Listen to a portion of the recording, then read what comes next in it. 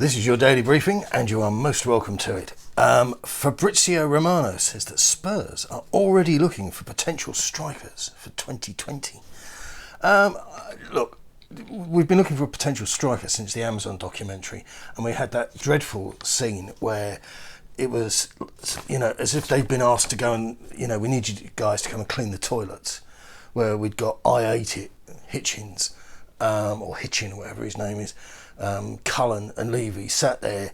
Oh, no, we spent 100 million, but nobody seems to talk about that. We need a backup striker. You're perennially avoiding the issue. We spent a lot of money, wasted a lot of time, not getting the right answers. And so hurrah, we're looking for a backup striker. So happy. Calcio Mercato Italy. Spurs are believed to be offering Franck Kessie of AC Milan fame £130,000 a week deal if he were to join us in January. I've got to say, because I'm miserable, what was wrong with the summer? What was wrong with the summer? Jam tomorrow. It's jam tomorrow on every single bloody menu. And terrifying quotes here from Dele Alli. But what would you expect? What would you expect? When a new manager comes in, it is exciting, but normally after bad form. It is a new opportunity to learn. The meetings were a surprise.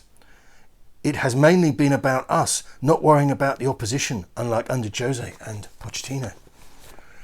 Yeah, this is terrifying because this tells us that the Nuno identified immediately that there were fundamentals that weren't right. There were basic stuff that they just weren't getting. And you will need to know about your opponent's Dele. You will need to have an understanding of what they are going to bring when you play them. But the idea that, that you're approaching it from a sort of let's get the basics right is terrifying. Absolutely terrifying. And then we got a quote here, which is, he puts this out probably once every 10 months, something like that. I had the mindset during the summer that I had wanted to improve myself. And what could I do? I know I had been performing below par and that it is not good enough. How many years have you been with us? How many seasons? There just becomes a point where everybody's tired of listening to this stuff. And I have to say that, even our younger fans must be thinking, hang on a minute, that sounds awfully like what he said last time. Eurosport, this is a killer. It really is. I don't know what child wrote this, and this is one of my pet hates, that people just aggregate stuff without even thinking it, without applying any critical thought. Harry Kane may yet sign a new Tottenham contract if Daniel Levy comes round to the idea of inserting a release clause. May as well insert Santa Claus. Spurs are not usually in the business of inserting release clauses, though Kane may be an exception to the rule if they can find common ground on an acceptable valuation. Well, as I've told you, Daniel, don't do them. Don't even think about it. I'm not interested. And this is the brilliant part where the guy then, whoever wrote this, concocted this, then doubles down because he knows that what's coming. Toby Alderweireld had a release clause in his contract. Now wait for this. This is the sucker. This is the punchline. But that came as part of his package when he joined from Southampton. Now you don't arrive and say, well, I had a release clause there and I brought it with me. This is the work of a 10-year-old. And it's just embarrassing. Daniel Levy doesn't do release clauses because he's not stupid. He's many things, but he's not stupid. And you don't go into negotiation having already conceded ground with the number in plain view. Nobody operates like that. It's not like when you go into a supermarket and underneath the beans it says 62p. Or however much you pay for your beans, I don't know. Doesn't work like that. Levy does not like the principle behind release clauses, but Kane hopes he can become considered a special case. His brother's a special case, but Kane hopes he can be a special case so that any interested clubs know the figure they need to trigger in recent years. And this is the point I keep on making to you. And I'll merrily go back to it again. This is why you have a super agent. And the quality of the agent is dependent upon not just their avarice, but upon their wits, upon their intelligence, that they can act as a catalyst in a deal and bring two parties together. And all we had here was one party that wasn't answering the phone, and the other party who kept on saying to his brother sort of once a week, "No, I haven't managed to get hold of him yet." Alistair Gold, there's not a big hate on you, mate, but it would be great if you write in English. Why don't you extend that and speak to us, like grown-ups? I'm hearing. No, it's the press office, mate. It's the press office.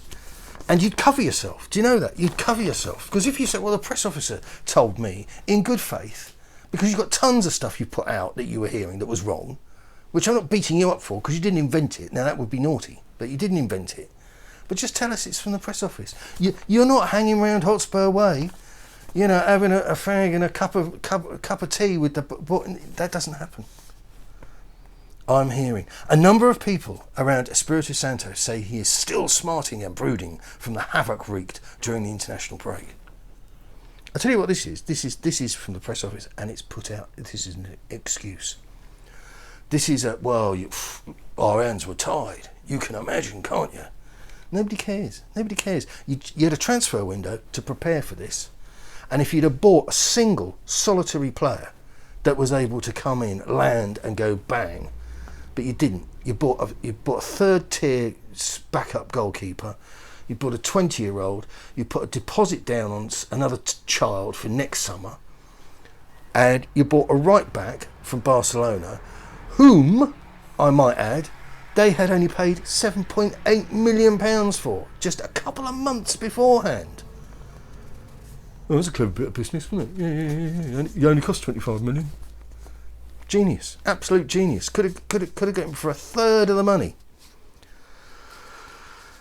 People at Tottenham, no, it's the press office, claim the Ndombele cycle begins with him working hard in training, performing well on the pitch, getting carried away by moments of success, believing he should be at a higher level, and then wanting to leave.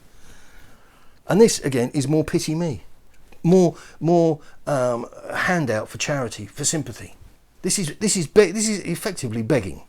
But these bits that Gold is sharing us with here, this is begging from the club. And I think it's shameful, absolutely shameful.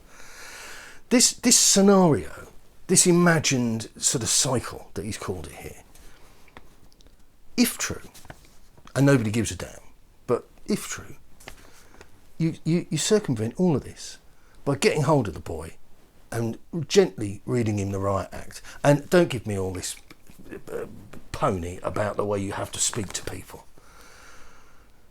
The greater managers down the line than this smiling holistic Nuno geezer.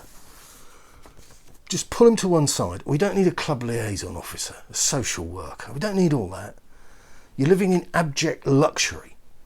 You're being paid £200,000 a week, and we'd like a little bit back, please. So there's the amazing world-class training facilities. There's the fantastic lodge where you can stay free of charge. Probably invite your family. Nobody would be that fussed. Get on with it. Your form, Tongi, was so bad that a child could find it on Google. You failed to maintain consistency in your play, and mentally you just weren't there at your other clubs. This is nothing new, and it needs to stop. And the only reason I'm talking like this is because this is at our club. Whatever happened before, whatever you got away with before, needs to stop. And as I've said, you make life uncomfortable for the guy. And if he wants to curl up in a ball, bring the barrister in, terminate his contract. So, European football this evening. We play Rennes, who apparently aren't all that bad.